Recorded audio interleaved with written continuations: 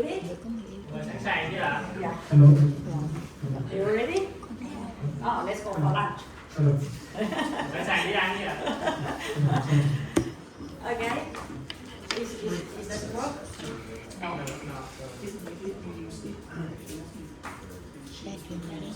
Oh, yeah, yeah. So, get his one in. Lên đây để sửa lắm. Okay. Okay, fine. Okay, let's start.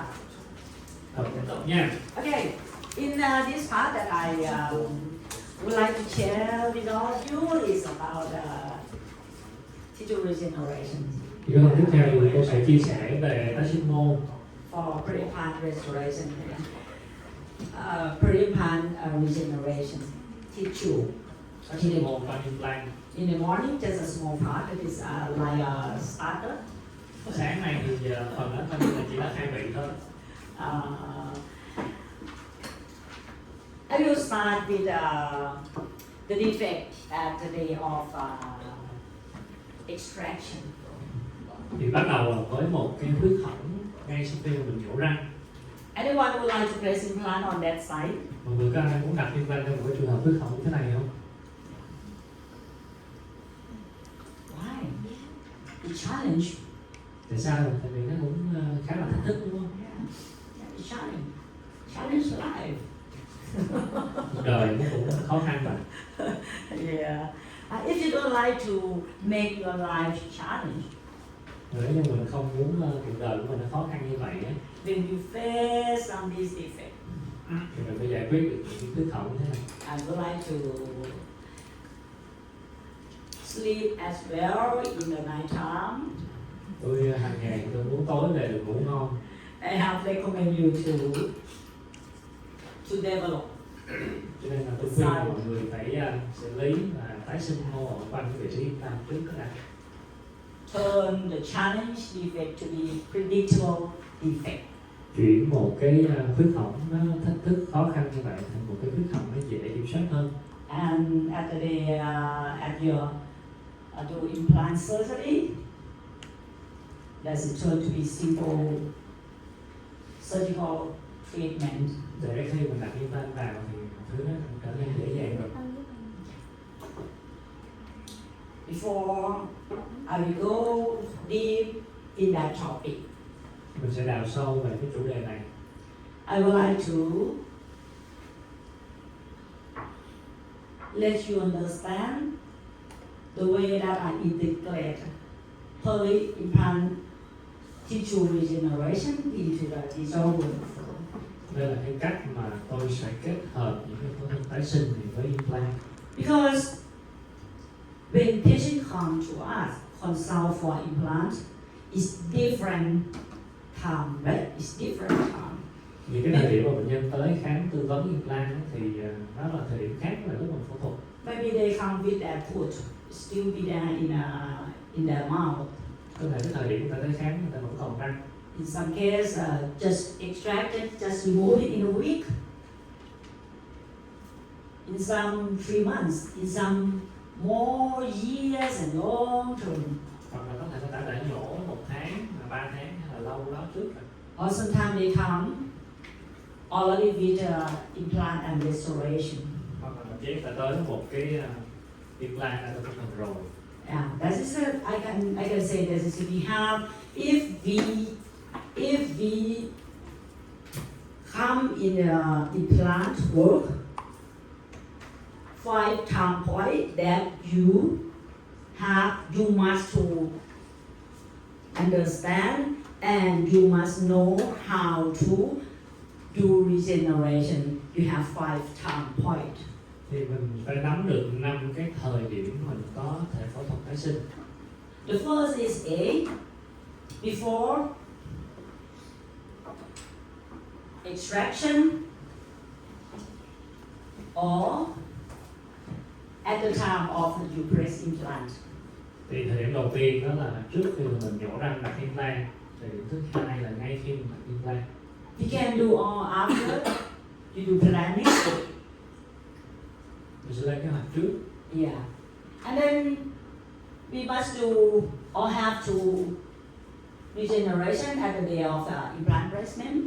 Mình có thể mình ghép ở ngay cái thời điểm của mình đặt implant. And the C and D, this is at the time of second stage surgery. Thì hoặc là cái thời điểm thứ ba, thứ tư đó là cái phẫu thuật kỳ 2. And E for rescue. Rescue, pink acidic or bone. Maybe you lost bone from the peri-implantitis. Thời điểm E, thời điểm thứ 5 là khi mà mọi thứ nó đã nằm ở vị trí rồi, là một cái phẫu thuật để mình cứu vãn. At that time, you need to restore function and aesthetic, and also minimal and faster rate. Also at the day one that they meet you. Thì khi mình can thiệp vào cái thời điểm thứ 5 thì nó cũng phải có mục tiêu làm sao mình can thiệp tối thiểu và tái lập được chức năng và thẩm mỹ cho bệnh nhân nhanh nhất có thể như là phẫu thuật thì đầu. Nowadays, implantology about the tissue regeneration. We have a lot of surgical technique. Về tái sinh mô qua implant mình sẽ có nhiều cái kỹ thuật khác nhau. We have a lot of biomaterial in the market. Mình có rất là nhiều những cái vật liệu sinh học ở trên thị trường. And all this affect to the results, the outcomes of tissue regeneration. Tất cả những cái yếu tố này nó đều ảnh hưởng đến kết quả sau cùng của phẫu thuật tái sinh. I would like to express here, my concept is, before I do tissue regeneration, I always do defect configuration first. Thì có một cái concept mà tôi muốn chia sẻ với mọi người, cách tiếp cận của tôi đó là trước khi tôi thực hiện phẫu thuật tái sinh á, You must understand the defect. mình cần phải hiểu được cái hình thái khuyết hỏng là gì. You must understand which tissue which you would like to regeneration. Mình sẽ cần phải tái sinh cái mô gì ở vị trí đó. And you must to think and understand that defect is low risk, high risk or simple defect. Phải đánh giá được cái khuyết hỏng đó nó có nguy cơ cao hay thấp. And then you check yourself, you have experience enough to deal with the defect. Cho nên mình tự xem lại mình thôi, tự đánh giá lại coi mình có đủ kinh nghiệm và kỹ năng để mà giải quyết được khuyết hỏng đó hay không. If you say yes, you would like to deal with that defect, even though it's high risk, you must select the biomaterial that you would like to use. Nếu như mình nghĩ là đủ rồi thì mình sẽ cần phải lựa chọn nó là thích hợp. And then you have to approach by the surgical technique that work with the biomaterial that you use. Cũng như lựa chọn cái phương pháp phẫu thuật thích hợp và phù hợp với vật liệu mà mình định ghép. In terms of peri-implant tissue regeneration, we have just two tissue, bone and soft tissue. Về tái sinh mô qua implant thì mình Not sẽ so much có more. mô Yeah. cứng và mô mềm. Because we cannot regenerate implant. Mình không có tái sinh We can regenerate just bone and soft tissue around that. mình tái sinh mô cứng và mô mềm thôi. And this is the biomaterial that we use for bone regeneration. Đây là những cái vật liệu mà mình có thể sử dụng trong tái sinh xương. GBR is a guided bone regeneration interface that we already removed the tooth. And GTR is a regeneration in periodontal, for periodontal tissue that still have their tooth there. GVR là viết tắt của tái sinh xương có hướng dẫn, GTR là viết tắt của tái sinh mô có hướng dẫn, tái sinh mô quanh những cái vị trí mà còn đang thật. So today we're talking about implant.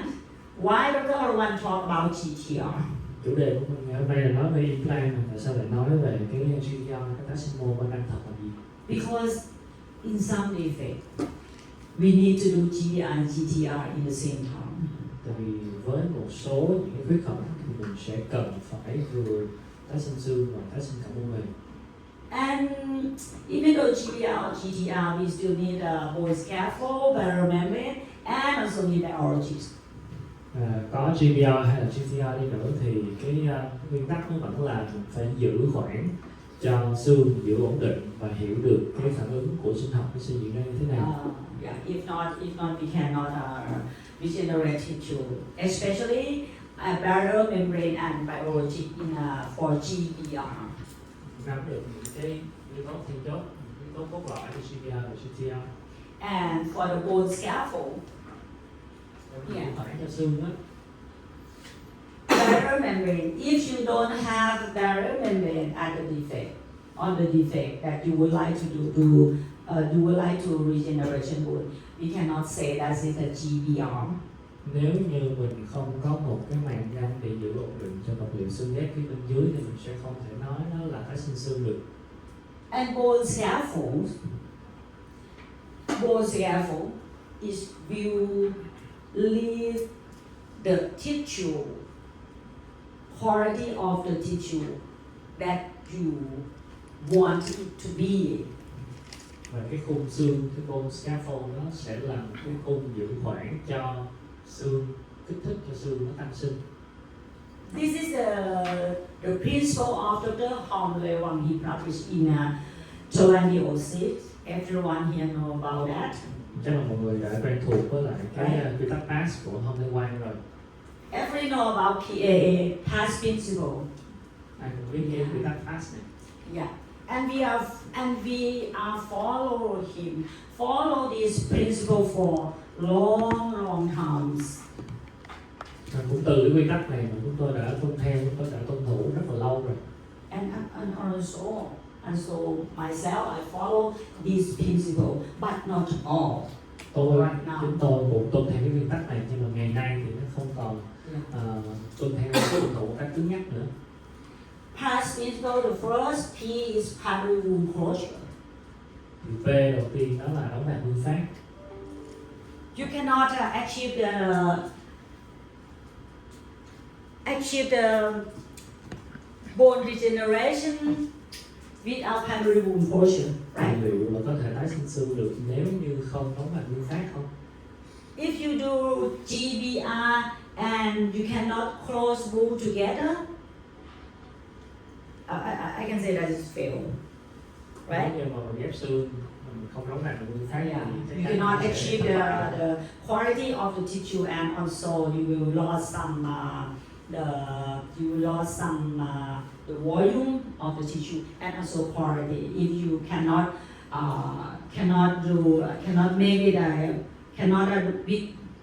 make the GBR without primary wound closure. Không đạt được cái sự đóng màng nguyên phát thì chắc chắn là thể tích cũng như chất lượng xương mà mình tái sinh được nó sẽ giảm đi. And the area that the defect that you would like to do a GBR, that defect is have a blood supply and osteogenic potential. Những cái vị trí mà mình muốn ghép xương thì bắt buộc là phải có sự nuôi dưỡng mạch máu tốt và có cái tiềm năng tăng sinh xương phù hợp. And for the clear space, you need something to keep space for new bone formation. Mình cũng cần phải giữ khoảng để cho mô xương có thể đủ thời gian tăng sinh vào. If you create new, you guide to have the new tissue, new bone, but you don't have the space for new tissue, that is matter. It's nothing. Nếu như mình không có giữ được cái khoảng này thì mô rồi nó cũng sẽ tăng sinh vào thôi, nhưng mà khó kiểm soát và cái thứ có được tăng sinh vào, tái sinh vào có thể không như mình dự đoán. And finally, you need to stabilize everything, stabilize the membrane, stabilize the graft, and stabilize the implant if you place. Mình phải giữ ổn định để cho tất cả những cái vật liệu ghép tại chỗ, từ implant cho tới xương hay là màng. This is the principle for success of GBR. Đó là những cái quy tắc cần tuân thủ để mà đạt được sự thành công cho tái sinh xương của hướng dẫn. But yeah, we can success because we have so many techniques that we follow, we did for the regenerate bone for patient. But in some technique, in some material, is take more time and painful, and maybe have a complication after the GBR. Even though we follow past principle. Nhưng mặc dù mình You agree with me? theo những nguyên tắc đó, nhưng mà đôi khi mình cũng sẽ phải gặp phải những cái biến chứng. Mình đồng ý. You agree with me? No? Everyone here success to do GBR? Ai giáo sư này cũng thành công hết. Yeah. Congratulations for you. Xin chúc mừng mọi người. It's because I in the past I for human we have to find something.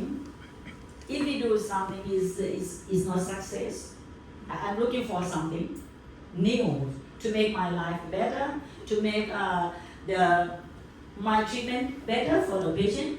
Because even though I learn a lot of GBR technique that I show you, I fly to the Los Angeles to learn how to degeneration, vertical augmentation, horizontal augmentation. I learn how to use many things. But it also has a complication. Thì tôi luôn muốn học tập những cái kỹ thuật mới mà cải thiện cho cái điều trị của mình. Khi mà tôi gặp những biến chứng thì tôi sẽ cố gắng tôi đi học thêm, tìm tòi những cái điều gì mới để mà cải thiện. Thì ngay cả tôi đi qua Los Angeles để mà học ghép xương, tái sinh xương hay chiều dọc. This is myself. Nhưng mà học xong thì tôi chạy. When I faced for high reach defect, long span defect, I don't like to do GBR. Tôi không có muốn phải đối mặt với những cái Yeah. thất bại hay là cái việc mình ghép xương rất nhiều như thế này. I should place implant in just for the molar area, with have a good bone, have a good soft tissue. Hồi đó Yeah. tôi chỉ có chăm đặt implant ở vùng Yeah. răng khối lớn, những cái trường hợp mà còn đủ xương này. Because when I did GBR, this is not my record. This is not my. They said once you do GBR more than a half, 9 or 15 size exposed membrane exposed. That is more than 50, right? Đây là cái con số thống kê không phải của tôi đâu, của một cái nghiên cứu khác. Tôi cho thấy là khi mà CPR thì cái tỷ lệ độ màng nó trên 50% rồi. Yeah, for soft tissue, I told you before. Thì về mô mềm thì có thể có And now I use sometime, but I use it in some time, but I do not open another site to harvest. Thì vì ghép mô mềm thì tôi nói là không có mở thêm một cái loại phẫu thuật thứ hai. Because I use this material instead of to increasing soft tissue thickness. Bởi vì tôi sử dụng những cái vật liệu thay thế này để gia tăng cái về mô mềm, không có lấy mô tự thân. In 2019 that I knew OSIC, Bắt đầu từ năm 2019 thì tôi dùng OSIC. and I learned from his webinar, Dr. Neil. In the web, Đầu tiên là từ một cái webinar của bác sĩ Lê Tam. in his webinar, he said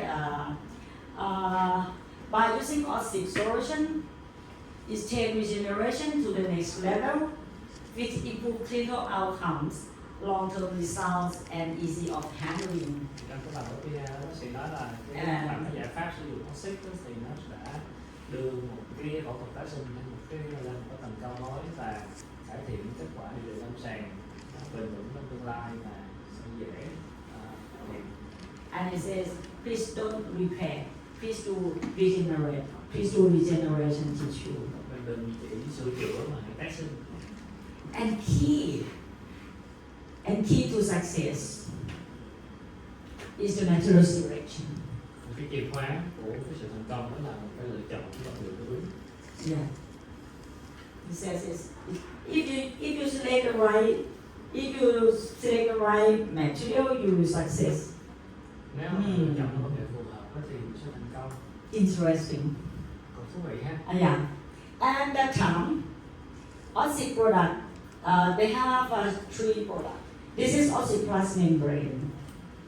Thì thời điểm đó OSIC nó có 3 dòng sản phẩm. Đầu tiên đó là cái màng OSIC Plus. This is a collagen sponge. Tiếp theo là cái khối xương. The scaffold for bone Khối xương collagen. regeneration. And that one is Oxy Boromax. Thứ ba đó là cái màng Oxy Polymax. It's a scaffold for increasing soft tissue.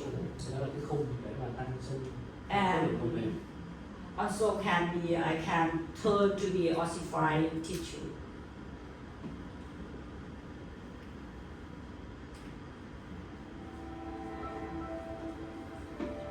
Why is so special? Tại sao cái màng nó lại đặc biệt Excellence is như vậy? our passion. Everything we do is designed to give nature its best chance. Our patented Glymatrix technology mimics the natural collagen cycle in our body. Cái sản phẩm này nó bắt chước Glymatrix cái is quá what trình powers chuyển Ossix hóa của products collagen for của guided cơ thể. bone and tissue regeneration. Glymatrix is clinically proven, covered by over 100 scientific publications, with extensive clinical experience worldwide, spanning decades in hundreds of thousands of procedures. Let's take a closer look. First, natural type 1 porcine collagen is extracted. Then molecular triple helix collagen is released and extracted, then purified. Đầu tiên là người ta lấy collagen loại 1 During từ enzymatic gốc từ treatment, heo, sau đó người ta immunogenic xử lý telepeptides are eliminated. để mà giải phóng những cái collagen này vào tổng hợp lại. During fibrillation, thin fibrils bundle together to form collagen fibers. Finally, Glymatrix utilizes naturally occurring non-toxic sugar as the cross-linking agent. The polymeric collagen is then reconstituted to serve as the core for Ossix regenerative solutions. Thì những cái sợi nhỏ nó tổng hợp Glymatrix thành cái is sợi fully collagen dài hơn và xử bioprogrammable. lý We're để nó có specifically cái chất chéo. engineering long-lasting biomaterials with enhanced stability and specialized properties needed for Ossix products.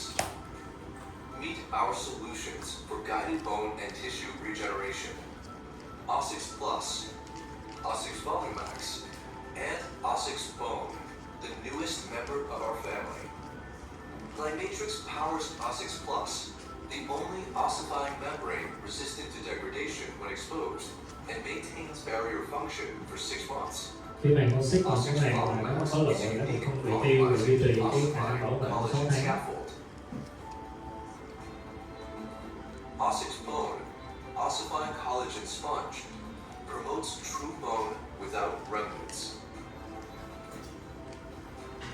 Ossix regenerative solutions are used in a wide variety of indications, from routine procedures to challenging cases.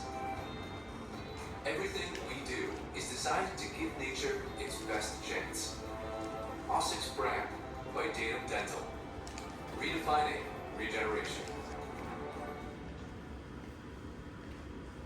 Yes, that is why Oxbone is unique. Because it's actually Oxy biomaterial was extracted by collagen type 1.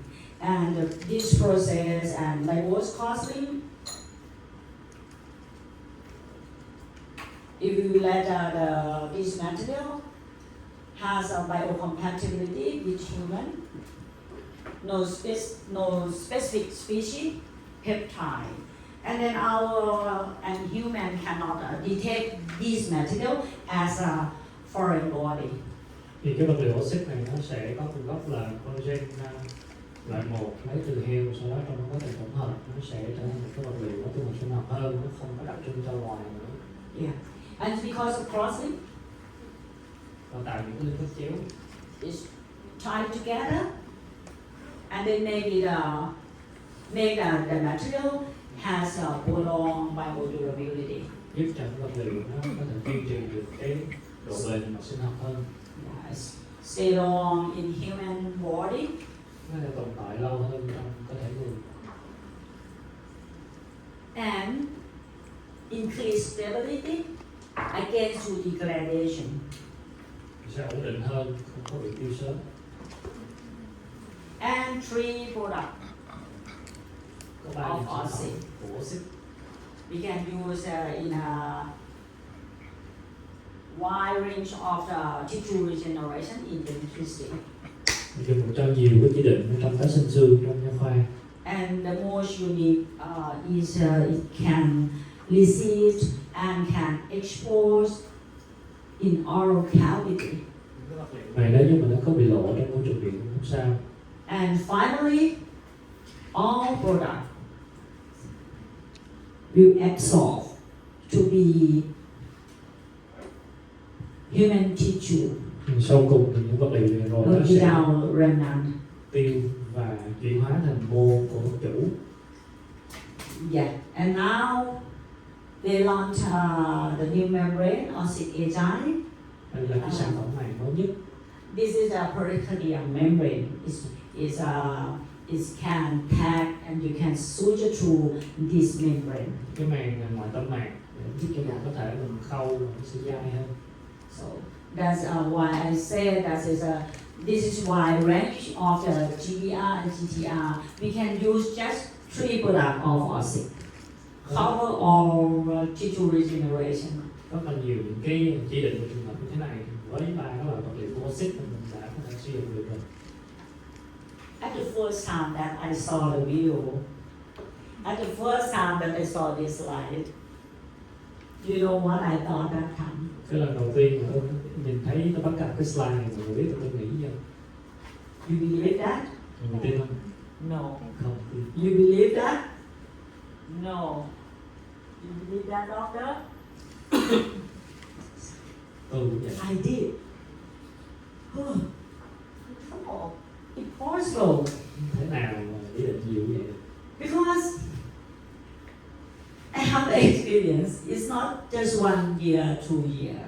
Vì cái thời điểm đó thì About tôi chưa có nhiều regeneration. kinh nghiệm đâu về phẫu thuật tái sinh thì mới 1-2 năm thôi.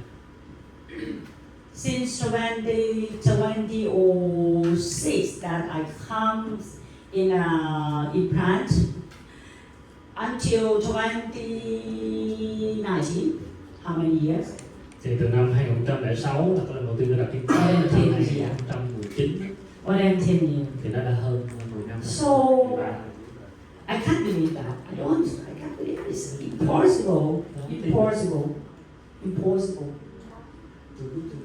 Yeah. Same as you. Cũng giống như mọi người, tôi cũng hoài nghi đó. But nowadays, I spoke with that. I have been spoke with this material, Ossic Innovation. That is and this product is the main product in my stock. Ngày xưa thì nghi ngờ, bây giờ tôi là speaker của hàng Ossic luôn. Bone passport that I every day use. Trong phòng khám thì tôi dùng Ossic mỗi ngày. Yeah. And I'm sharing to you today. Tôi chia sẻ với mọi người hôm nay. Please don't believe me now. I ask you just open your mind. Mọi người có thể Please don't believe. Just open your mind to listen me and look carefully my real case. cởi mở hơn, Yeah. rồi thử sử dụng và mình cẩn thận. This material no need parallel closure anymore. Nhưng mà vì mình không có cần mình phải đóng vạt phát nữa. No need to do no need to harvest. No need to add one front to cross to get parallel closure. Không cần phải giảm căn vạt, không cần phải mở một hộp thứ hai. I just let it healing by itself. Để có thể tự lành thôi. I did GBR without parallel closure, but I let them heal by secondary intention. Từ GBR là không có để làm thương nguyên phát nữa, còn chỉ cần làm thương thứ phát. I didn't convince only one. Còn tôi may là tôi không có gặp Holy One. Yeah. And for me, in the past, in poor soft tissue quality, thin biotite, thin soft tissue. Biết là ở những vị trí ngày xưa khi mà có vị trí mô mềm chất lượng nó không có tốt thì mình sẽ cần phải xử lý. I learned with Dr. Giovanni. He taught me how to harvest video to develop soft tissue quality before GBR. Thì tôi có học với lại bác sĩ John Wick nói là mình cần phải cải thiện chất lượng mô mềm trước khi mình tái sinh xương. But nowadays, I use Ossic. I can say almost all the case. I can handle the GBR without any kind of this. Khi mà sử dụng OSIC thì tôi có thể nói là tất cả các vị trí mô mềm thì tôi sẽ không cần phải sử dụng cái phương pháp hô hấp này nữa. I do not need to releasing Tôi sẽ không cần phải the cắt flap lại to cover the gap when I do vertical augmentation để mà che phủ cho cái vật tự ghép trong những cái trường hợp ghép xương thịt dày nữa. anymore. Yeah. One thing that I would like to address you, Một yếu tố mà tôi muốn nhắc tới là you need to understand about the material, mình cần phải hiểu in được each cái vật liệu, material, and select it properly for your defect that you face through. lựa chọn cái vật liệu phù hợp cho hình thái hư hỏng. And you need to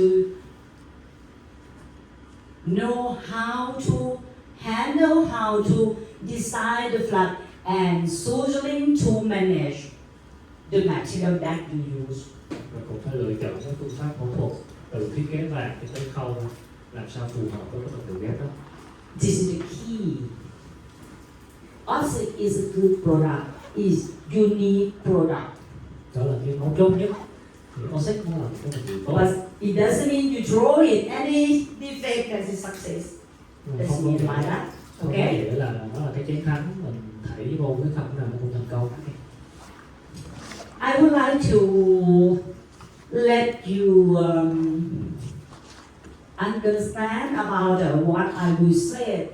That I will say in the next,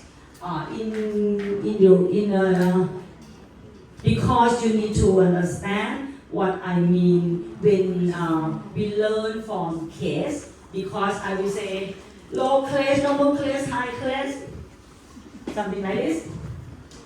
In low class, when they say low class, doesn't mean multiple class is lower.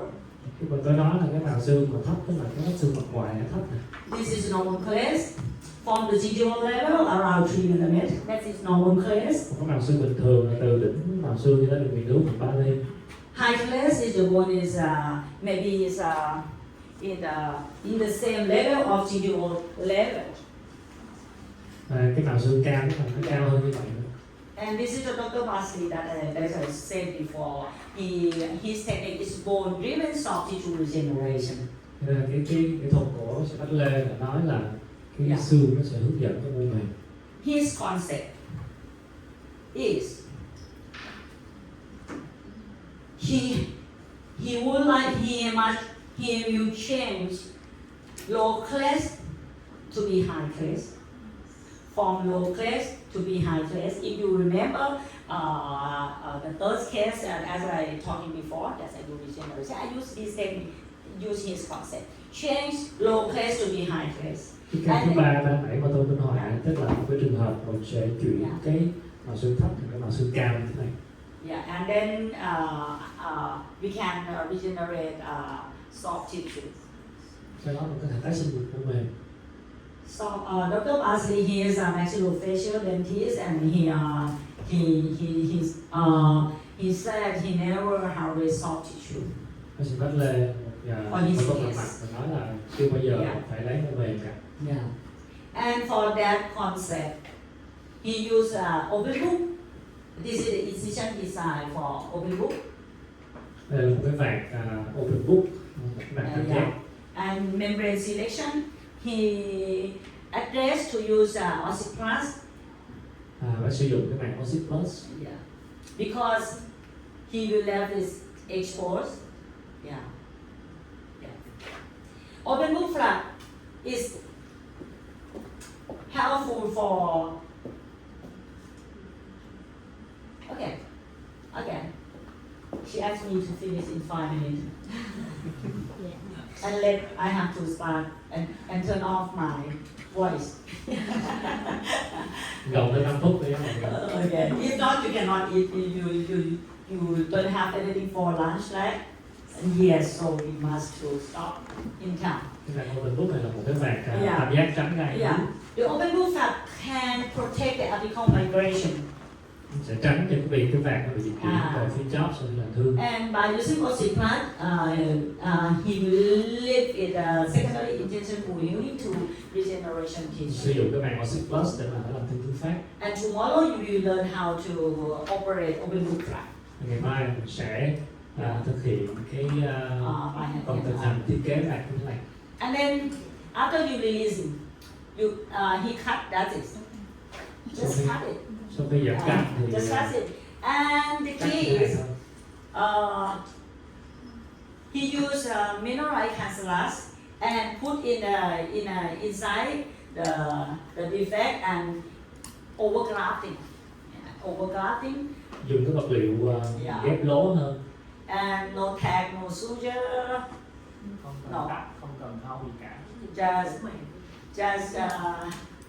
just put the bone in, oxyplant, just line, no need to suture. Easy. Đặt xương vào và phủ màng lên thôi. That is open book flap. Yeah. And this is Dr. Neward, as I told you before.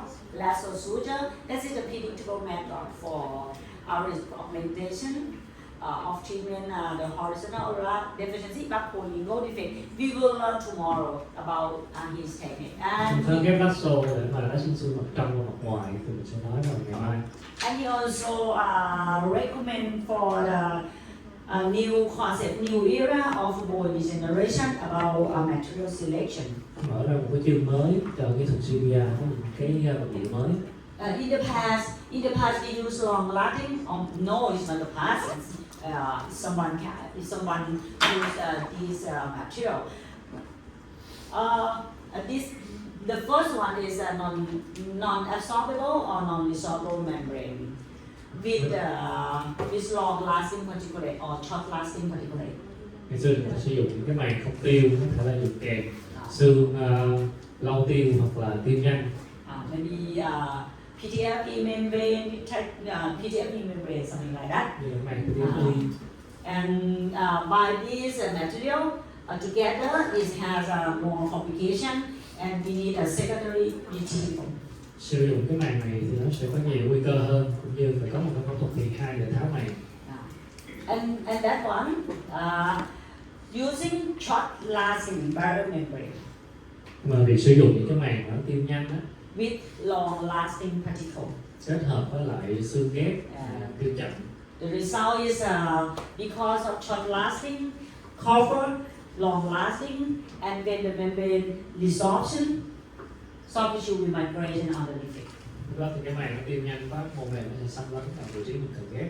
So Dr. Newa, he recommend to change using long-lasting membrane with short-lasting or absorbable scaffold. Bác sĩ Neva nói là mình nên sử dụng những cái màng trọng tiêu kết hợp với lại xương tiêu nhanh. And by using these material together, we can have a complete regeneration, bone quality, and less complication. Với cái sự kết hợp này thì mình sẽ ít nguy cơ hơn và tái sinh được chất lượng mô tốt hơn. This is a Persian anchor creation. You will see in my case.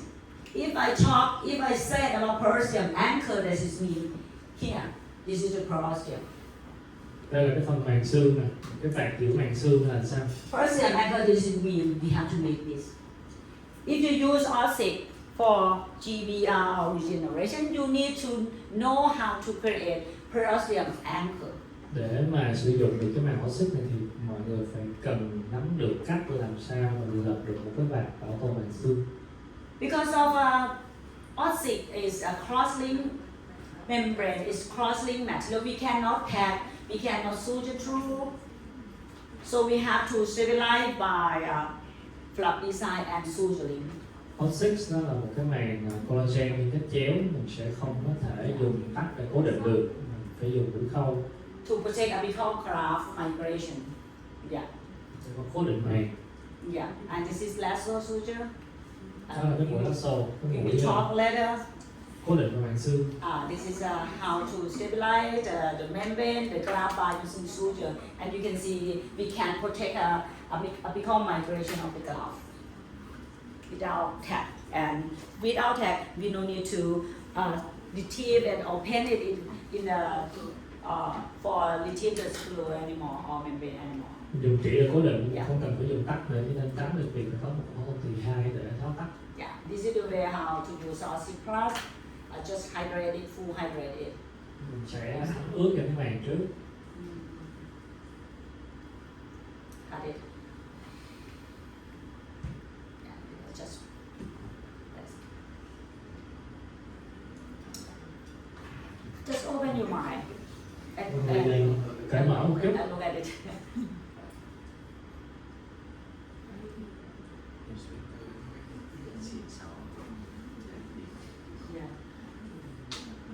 Yeah, you can see the person anchor right there. Mình có thể thấy cái phần màng xương mình giữ lại đây là lát nữa mình không neo chặn vào. No need to tap. I don't like tap. Không cần phải dùng tắt, tôi không thích dùng tắt.